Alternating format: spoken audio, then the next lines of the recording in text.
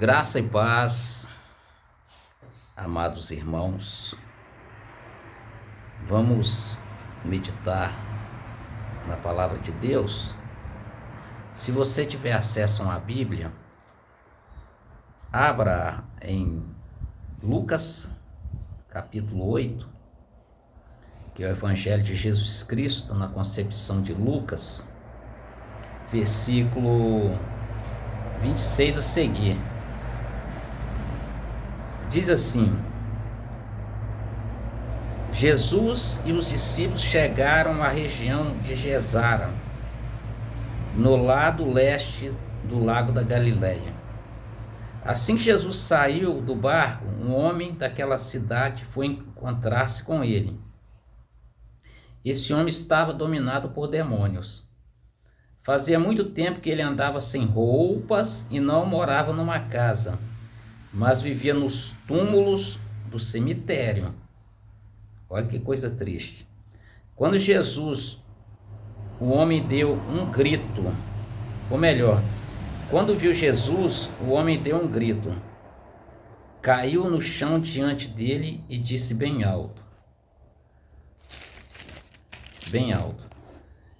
Jesus, Filho do Deus Altíssimo, o que o Senhor quer de mim? Por favor, não me castiguem. Ele disse assim porque Jesus havia mandado o espírito mau sair dele. Esse espírito o havia agarrado muitas vezes.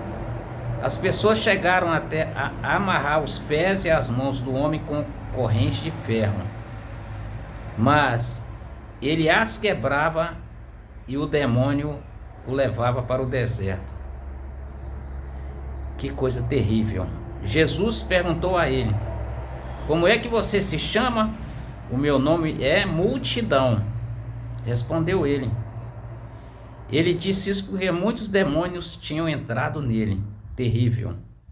Aí os demônios começaram a pedir com insistência a Jesus que não mandasse para o abismo. Muitos porcos estavam comendo no morro ali perto. Os demônios pediram com insistência a Jesus que os deixasse entrar nos porcos, e ele deixou. Então eles saíram do homem e entraram nos porcos, que se atiraram morro abaixo para dentro do lago e se afogaram. Quando os homens que estavam tomando conta dos porcos viram o que havia acontecido, fugiram e espalharam a notícia na cidade e nos seus arredores. Muita gente foi ver o que havia acontecido. Quando chegaram perto de Jesus, viram o homem de quem havia saído os demônios e ficaram assustados porque ele estava sentado aos pés de Jesus, vestido no seu perfeito juízo. Os que haviam visto tudo contaram ao povo como o homem tinha sido curado. Aí toda a gente da região de Gezara ficou com muito medo e pediu que Jesus saísse da terra deles. Então Jesus subiu no barco e foi embora. E o homem de quem os demônios tinham saído implorou a Jesus: me deixe ir com o Senhor. Mas Jesus o mandou embora, dizendo: volte para casa e conte o que Deus fez por você. Então o homem foi pela cidade contando o que Jesus tinha feito por ele. Então, irmãos, diante de um testemunho maravilhoso, pois aquele homem era possuído por legiões de demônios e vivia despido, sem roupa, comendo lixo. Então, na ocasião que ele é liberto, as pessoas falaram sobre o que Jesus havia feito na vida daquele homem, e ele ficou tão grato que queria seguir Jesus e a comitiva. Só que Jesus não permitiu. Não, você não pode. Você não pode. Volte e fale da libertação que ocorreu na sua vida. O mais importante, irmãos, é o resultado. Não é que a pessoa tem que seguir o missionário, Não é que a pessoa tem que adorá-lo, nem pode. O único que merece adoração é Jesus. Só que a pessoa fica tão feliz, tão grata, que é comum querer acompanhar o homem que orou para divinas revelações e cura. Isso é comum entre as pessoas. Só que o foco é testemunhar, pregar sobre as maravilhas de Deus. Aliás,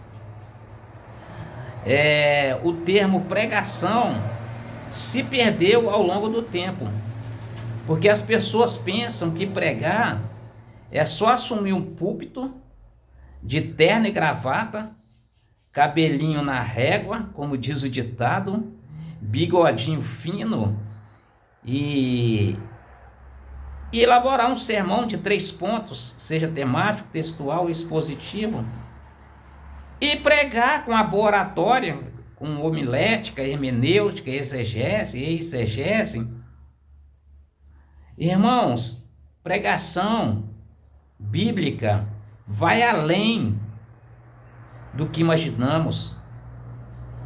Estou de terno e gravata? Não. Estou em um estúdio? Não. Vocês estão ouvindo barulho de carro, latido de cachorro. Eu trabalho muito com a natureza, eu elaboro muitas mensagens na natureza.